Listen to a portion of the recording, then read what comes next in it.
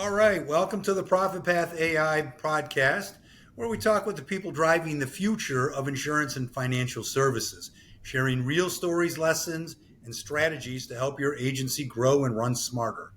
Today, I'm excited to welcome Warren Fisher, the founder and CEO of Manole Capital Management, a boutique asset management firm focused exclusively on the FinTech sector. Warren launched Manole back in 2015 after a long career at Goldman Sachs Asset Management, where he co managed large cap and all cap growth funds. Over the years, he's built Manole Capital into a specialized fintech investment platform, blending institutional expertise with an entrepreneurial vision for where finance and technology meet. Warren, it's a pleasure having you on the show. Thanks for having me on. I'm looking forward to our conversation today. Awesome, awesome. Well, then let's jump right in. Warren, how did Manole Capital Management come to be? I wanted to go with the name Fisher Investments, but Ken Fisher already had that name. So I've got three kids, Maya, Noah, and Lexi. And so Manole is just it doesn't mean anything other than to my wife and I, but it's the first two letters of each of their names.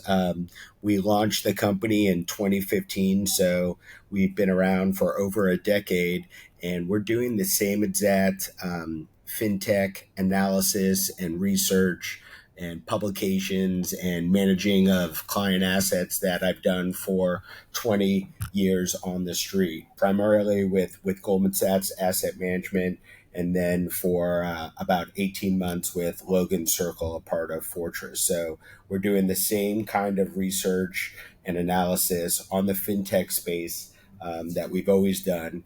And now we're just doing it for the boutique Manole Capital. Fantastic. What was the original problem or maybe opportunity you saw that made you start the firm? Yeah, so I don't know if it was necessarily a problem, but it was just a dynamic going on with, overall on Wall Street. Right now, I believe that clients, whether it's an investment advisor, a family office, or frankly, any investor, what they want is an expert in an area. They want technical expertise. They want their research shop, their analyst, their portfolio manager to be a mile deep and an inch wide. And if you go back 10, 20, 30 years, the market was very much generalist driven. And what I mean by that is you had one portfolio manager, and he or she was expected to understand every company within the tech space, the financials, consumer discretionary, materials, utilities, industrials, healthcare, real estate, energy. They were expected to be a mile wide and an inch deep. And I just think the market has shifted. They much prefer to seek out specialists, analysts that know, like I said, that go a mile deep and an inch wide. And that's really what we do. Within technology, which is roughly one third of the entire S&P 500, dominated by the Mag 7 names. We don't own any of those Mag 7 stocks. And then within financials, which is the second largest sector of the market, financials are roughly 13-14% of the S&P. We don't own any banks or insurance companies, which comprise roughly 80-85% of financials. So we're really a niche. For us, the two quintessential areas within fintech or financials and technology are two areas. One is the payment space, and the other it's the exchange space. And right now, those two areas are the largest areas of exposure for Manole Capital. Okay, so you basically answered my next question, which what makes you different? But that brings me to that seems like a lot of focus on efficiency and precision. I imagine technology plays a major role in that. How has fintech shaped the way you run Manoli today? Yeah, I would go back to your question and kind of say one of the problems or what's also unique about us is the Manole FinTech Fund, which is our hedge fund. Most most hedge funds will be long and short publicly traded securities, and we are long and short publicly traded fintech securities. But what's unique about the Manole FinTech Fund is it can own and does own a handful of private fintech companies. And so, really, that's another area besides being unique in that we exclusively focus on the emerging fintech space. We also do both public and private securities. So, I would say that's unique about us. And then I would just go to your question specifically. The technology is running rampant in the payment space, frankly, also in the exchange space, and we look to capitalize on those rapid changes. But it's not a revolution; it's more of an evolution. And what I mean by that is in the payment space, if you went back 5 or 10 years ago, you would still potentially use cash to transact when you went shopping, either at a store, brick and mortar retailer. Sure. Now you can leave your wallet at home, take your iPhone, and simply tap and go when you go into a store. The other big benefit that payments are seeing in terms of secular growth is the shift to online shopping. When you buy things online, you cannot use cash.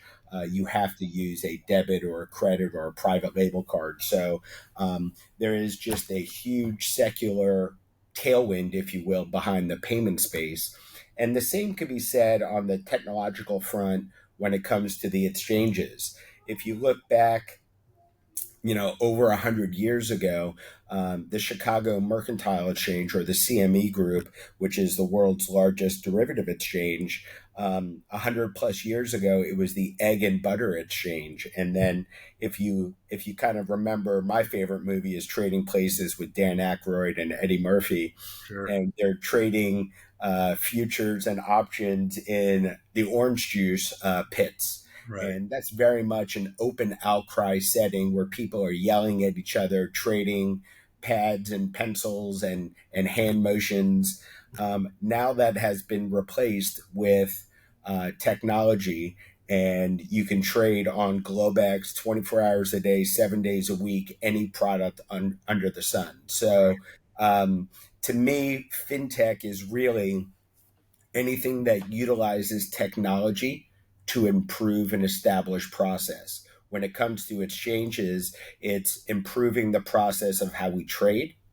And when it comes to payments, it's improving the process of how we pay for goods and services, going from cash and check, paper check, towards electronic forms of payment on my iPhone or with a debit or a credit card. Right. Certainly changing rapidly, isn't it? Yes, it is. Yeah. So every business has its growing pains. What was one of the biggest challenges you faced early on? Yeah, so our thesis hasn't changed, our process, our strategy, our philosophy, if you will, for how we look at, invest in companies has not changed from our days at Goldman to today. So over 30 years, that hasn't changed at all. We still have a very disciplined approach and process. The biggest challenge for us is assets under management. We are based in Tampa, Florida. We're not in Midtown Manhattan. We're not in San Francisco. And so when you work at a big shop like Goldman Sachs with a marketing team of 20 people that are going out and filling out RFPs, requests for proposals, to pension funds, endowments, institutional clients, with a good hit rate, you can get hundreds of millions and in some cases billions of dollars in assets. And this is a very scalable business. So it's a little bit of a chicken and an egg scenario. We're very pleased to have put up good performance numbers, and our assets are now over $100 million. But we'd like to be able to manage multiples of that. So our biggest issue has just been getting the brand out there, the name out there, and having more people know what it is that we do. And so that will drive our business and our revenue and our profits going forward if we can get more assets in the door. Okay. So keeping that challenge in mind, you worked through it. Was it with people? Was it with systems? Or maybe a process that made the difference? Yeah, I mean, our two primary channels, if you want to say three channels, where clients come to us, it's through family offices, through independent financial advisors, and through high net worth individuals. And all three of those channels really are furthered when we go ahead and get great positive word of mouth. Hedge funds and asset managers cannot do traditional marketing. I can't put our tear sheet, which has our performance and important metrics and holdings and exposures, even on our website, because the person that's viewing it has to be a qualified Right. and accredited investor. So, our biggest kind of problem, if you will, is how do we reach our audience and potential clients? A lot of the time, it's through simple word of mouth. And we've been around for 10 years. If we continue to put up good, positive, alpha generating performance, we hope that clients will kind of go ahead and recommend us to their friends, and we're continuing to see assets go up and up. So over the last 5 years, we've been able to generate AUM CAGR of 25%, and we hope that can continue. But a lot of it is word of mouth through those three important channels: family offices, independent advisors, and high net worth individuals. It sounds to me like you're making the most of it for sure. Yeah, I mean it's a challenge. We just can't do what I'll call traditional marketing or Sure. advertising. And because of that, a lot of people reach out to us saying, "Why don't you use and leverage social media and other avenues?" And legally, we're not allowed to. Hedge funds have a lot of unusual marketing and advertising rules, and we're always going to follow those rules to a T. Okay. So this may be the same answer, but if you had a magic wand and could instantly improve one area of your business, what would that be? Um, I to me, it would probably be on the marketing side because I probably spend 90 to 95% of my time doing research, writing proprietary notes that we publish on our website that anyone can read. I would just say, how do we go ahead and promote ourselves in a way that's legal and appropriate? Doing podcasts like this are great to increase our exposure to your audience. So I'm happy to do this today. Mhm. And to me, this is how we get our name out there. And, the follow up would be someone listening to this podcast says, you know what, Warren seems to have a process, a strategy in place, and I'd like to learn more. And we set up a call and hopefully bring them on as clients. So, I think it's a process. It's not snap your fingers and things automatically come in the door. But I think once people understand what we're doing, our process, our disciplined approach to investing, focusing in exclusively on the fintech space, I think, maybe it makes sense to have a small percent of a diversified portfolio allocated to our growth companies. Sure. So many of our listeners, I mean, your response is something that I've grown very used to because many of our listeners use AI and automation to smooth out some of the bottlenecks that you're talking about with marketing. Are there areas in finance where you've already seen AI make a difference? Oh yeah, I mean, I'd say right now the the biggest maybe user of AI.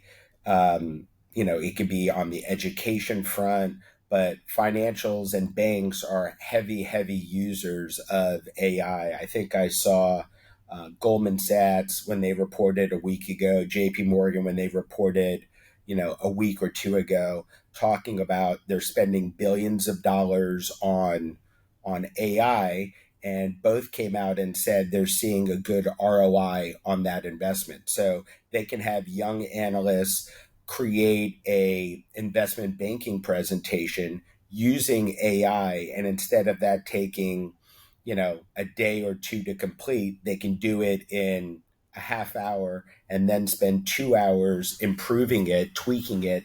So I know financials and banks are heavy users of AI.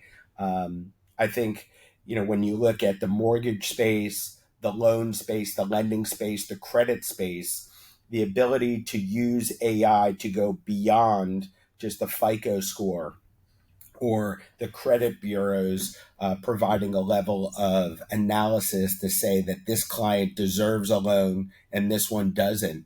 I think utilizing AI can dramatically improve that, and banks can go ahead and get rid of very costly and sizable employees that are doing credit analysis. And if they can use AI to speed up that process and make better decisions when they're providing an auto loan or a mortgage, I think there's huge opportunity for efficiencies and productivity gains. Sure, sure. So you've seen both markets and technology change dramatically. How do you guys stay ahead of the curve? Yeah, so I like to say, while we're trying to embrace the newest of technology, we're a bit of a dinosaur. So we are not heavy traders. We are not algo traders. We are not creating large language models and use AI to instruct computers to trade for us. We are doing bottoms up fundamental research, looking at companies in our fintech space, trying to understand, who is the market leader, who has durable competitive advantages, which franchises have kind of high barriers to entry, or what Warren Buffett always likes to call a moat around their franchise, pricing power, flexibility, the ability to withstand big market volatility and market moves. Obviously on the financial side, strong balance sheets, predictable recurring revenue, free cash flow. So all those things we're doing on a case by case, bottoms up level, fundamental level of analysis. We're not macro guys. We're not using AI to generate models. So I like to say we're a bit of a dinosaur in a very rapidly changing industry, but that's just all we've done for the last 30 years is build out our own Excel models, understand how companies make money, how they operate in their industry, and try to identify those growth companies and invest for the long term. That's interesting. So, where would you see the biggest opportunity for the technology today to simplify life for advisors and even investors? Yeah, so we are using software and a couple of AI products that back in the day at Goldman, I would create what I thought was the world's greatest model on a company like Visa or MasterCard or First Data. And frankly, my models weren't the world's greatest models. I just thought they were by their level of complexity. And utilizing technology now, I could, when a company reports earnings, when a company comes out with their revenue on the income statement, we can use models, our own proprietary models can download that information directly from the company's presentations when they report earnings directly into our model. So I could save, a half hour to an hour of updating my model simply by absorbing the latest and greatest from a company right into my own model. So Right. that's one area where we get a lot of time savings and productivity savings. So we can spend more time understanding the results and less time just manually entering numbers. Cool. Very cool. So, Warren, looking 3 to 5 years ahead, how do you think fintech will change how people manage and protect their money? Yeah, so I think fintech is it's rapidly changes as we talked about earlier with the payment space. That's probably one great example. So when people say, "All right, Warren, you're in the fintech space," they naturally assume that we are Bitcoin investors. We are Right. not. We are not. Bitcoin owners. In order for us to invest in a company, we need to see certain characteristics. And Bitcoin, as a digital currency, we struggle with its use as and kind of claim that it's a real currency. For example, if you have a US dollar or a euro or a pound, you can use it as a medium of exchange when you walk into a store to transact and you walk out the door with a good or service. No one right now is really walking into a Walgreens, a CVS, a Walmart, a Home Depot, a Lowe's, and transacting with Bitcoin. Now, I think 2, 3, 4 years down the road, I think there will be people that want to transact in Bitcoin and use it as a medium of exchange, whether it's for high end jewelry or high end cars. And if they have a sizable amount of digital currency like Bitcoin in a online wallet, they'll be able to do that. They'll be able to use Bitcoin to transact at the point of sale. But right now, Bitcoin is not truly a medium of exchange. The other angle for payments to be considered a currency is at a store of value. And I would argue, and I've kind of changed my tune a little bit on this, I would argue that Bitcoin and digital currencies are a store of value, a digital form of gold. And so I think people that invest in Bitcoin are looking for it to continue to climb higher and higher. I think today it's roughly $115,000. And if you owned a Bitcoin and you thought it was going from 115,000 to $230,000 and doubling, why would you use it to shop or buy a latte or a cappuccino at Starbucks? You would never do that because you think that's going to appreciate in size. So I think the big change will be over the next 2, 3, 5 years is how will digital currencies get embraced as a payment mechanism for retailers, whether it's online or at the point of sale in a retail physical location. So that's kind of one big change that we potentially see coming down the pike over the next few years.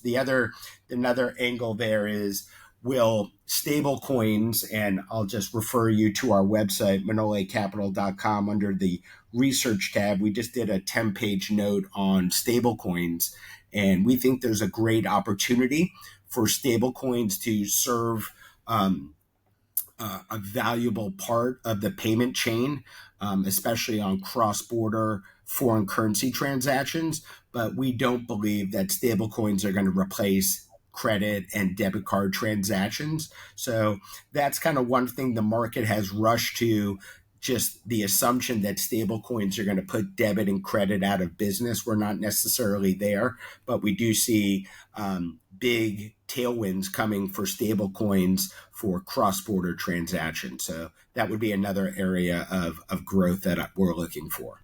Fantastic. I want to just kind of go back just a bit because something you said was very, very extremely interesting to me, because it sounded to me like maybe initially you weren't really on the Bitcoin bus, and now your thinking or your feelings have changed. Was there something dramatic that caused you to change the way you thought about Bitcoin and some of these digital currencies? Well, I think, my biggest holdup was that medium of exchange issue, which is still to this day a problem that Bitcoin encounters. You Right. can't walk into a store, and I would say 99% of all stores here in the US or globally, it's probably 99.99, and they just don't accept Bitcoin Right. as a medium of exchange. So that hasn't changed.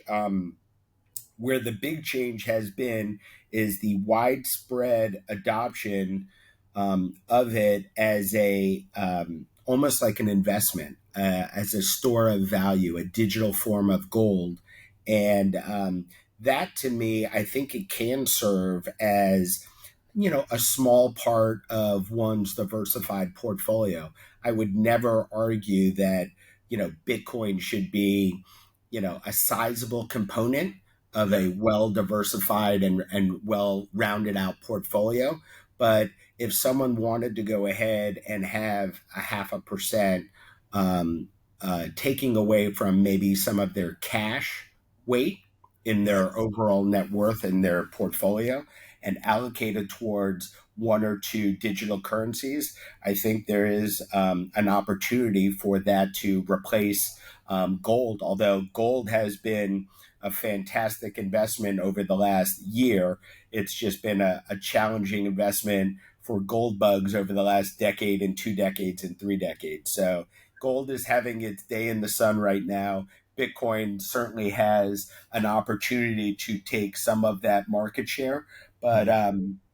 I would just say, a currency needs to be both. It needs to be a store of value and a medium of exchange. And I'm just not sure Bitcoin is ever going to be that medium of exchange. The bigger question to your question is, can it be a store of value? Okay. So let's I love that answer, by the way, and I really feel what you said. Let's put our mentoring cap on here. For smaller financial firms, the million to $20 million range, what advice would you give them to stay competitive as tech keeps advancing? Yeah, I mean, I would say, as they compete with the big wirehouses, adding value is the most important thing when it comes to a financial advisor, in my opinion. A lot of big wirehouses have financial advisors at them, and they are serving a very plain vanilla menu. They are offering funds that are off their own due diligence approval list. And a lot of those are proprietary to that bank. And so, what I think independent financial advisors, especially smaller ones, can do is customize their offering, provide value. Value add is to me the most important thing. And it comes with offering unique and opportunistic product. And, having that relationship with the end client to me is the most important thing an advisor can do with their clients. Great advice. Warren, what's one innovation you're personally most excited about right now? Hmm. I mean, as a big user of emails, I'm in the midst of earnings season right now. I probably get 200 to 250 emails each and every morning. One of the things I'm looking forward to, and I started to use it a little bit, is utilizing AI to kind of sort my inbox, help me become more productive, and immediately identify which emails are needing an immediate response versus ones that can be kind of pushed aside for a moment. So, kind of that to me is a huge time save on the email inbox. I'd say the other one is going back to an earlier comment I made. I was recently up in New York, and I forgot my wallet on my way to the airport. I was okay because I had my driver's license attached to the back of my phone, but I forgot all kinds of cash. I forgot every credit card I had in my wallet. And I said to myself, well, this will be a good test of whether or not I can get around for 3 days in New York City without a wallet. And I got on the plane because I had my driver's license. I had the ticket already downloaded to my phone. So I got on the plane. When I got off the plane, I was able to get a bite to eat at the airport using my phone as a payment. I called an Uber on the app on my phone to take me to the hotel, and I put my hotel room on my phone on the credit card on my phone. So I was able to survive 3 days with just my phone and no cash or no wallet. And Wow. to me, that's a big change from where we were 5, 10, even 20 years ago, where you needed cash, you needed your plastic credit card, debit card in your pants, in your Right. wallet. Right. And we're now at a point, at least here in the U.S., in modern cities, where we can do that. And if you look at other modern countries, and I look at Japan, I look at Germany and view them all as very developed modern countries. the percentage of cash transactions in both of those countries is still north of 70-75%. So they are just now starting to embrace digital payments and electronic forms of payments, credit and debit. They're still very much cash societies.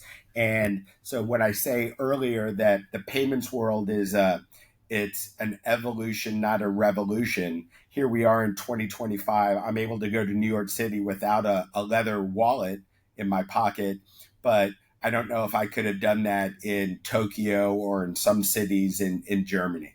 Right. Wow. That's very interesting. No more change jingling in people's pockets anymore, right? Right. All you Well, need- you saw we're not even going to create pennies anymore because it Right. costs 3-4 cents for the U.S. Mint to even create a penny. So the days of using pennies and nickels is probably going away. Sure. Warren, this has been great. If listeners want to learn more about Manole Capital Management or connect with you, where should they go?